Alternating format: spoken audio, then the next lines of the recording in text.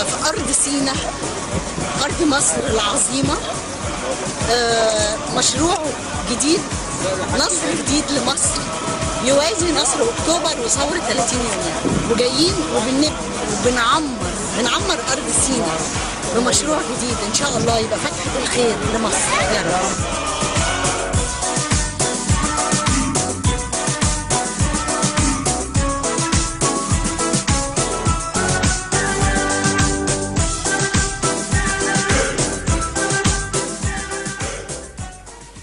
هاني اشرح لي الفيديو ده لانه فيه حاجات مهمه جدا. هاني يمكن لاول مره هنسمع منه.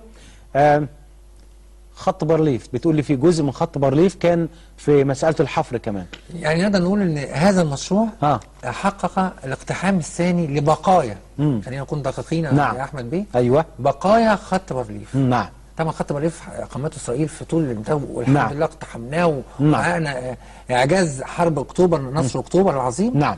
يعني في بقايا في هذا الخط في بعض الاماكن، الكثبان الرمليه. نعم. الرمال النوادر اقتحمت تلك التلال وحفرتها وكده. نعم. كان دي ربط بين الماضي والحاضر. نعم. والتحدي. نعم. كمان في كان شايف مزارع متشاله في العمليات. زيتون دي بتاعت اهالي ولا لا، بتاعت مين؟ هي دي في الحقيقه دي مزارع تابعه للقوات المسلحه. القوات المسلحه. ولما جت في مسار القناه، يمكن اللي هو كامل قالها، احنا بدانا بنفسنا. المصلحه الوطنيه تجوب باي مصلحه اخرى. ولان كان بعض المواقع نشرت ان الجيش استولى على المزارع بتاعت الناس، وهذا نعم. الكلام كذب في الحقيقه. نعم. واللي هو كامل قالها لي انا شخصيا حتى واصرح بها في وسائل الاعلام، وانا نتحدى اي واحد يمتلك سند ملكيه ان احنا خدنا منه ارضه. واحنا بدانا بنفسنا، القوات المسلحه بدات بنفسها. لما لقينا مزارع الزيتون شلناها. هنا المنطقه دي هنا ايه؟ ده من اكبر مواقع الحفر في اعتقد في منطقه القطاع الاوسط دي. نعم. فالقوات المسلحه لما المزارع بتاعتها في مسار القناه والحفر، أيوة. شالوها. وزيتون مثمر كمان. ومانجو كمان، شجر مانجو يعني. نعم.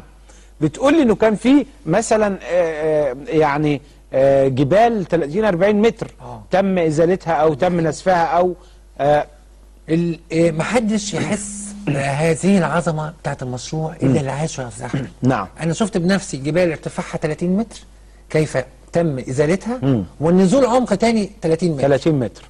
يعني انت بتشيل 30 وبتنزل 30 وفقط قياسي. برضو من خلال المعدات وعمليات اللي كان بيشرف عليها القوات المسلحه والهيئه الهندسيه للقوات المسلحه تحديدا. طيب خلينا نروح نشوف شهر اكتوبر.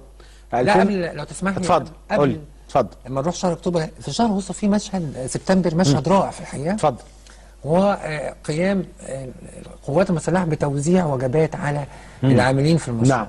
لان كان في الفتره دي بيراوغ. يوسف هات لي الفيديو لو سمحت الخاص بالقوات المسلحه، هم بيوزعوا الاكله او بيوزعوا في نهايه الفيديو. نعم. في نهايه الفيديو بتاع الجزء الاخير في الفيديو.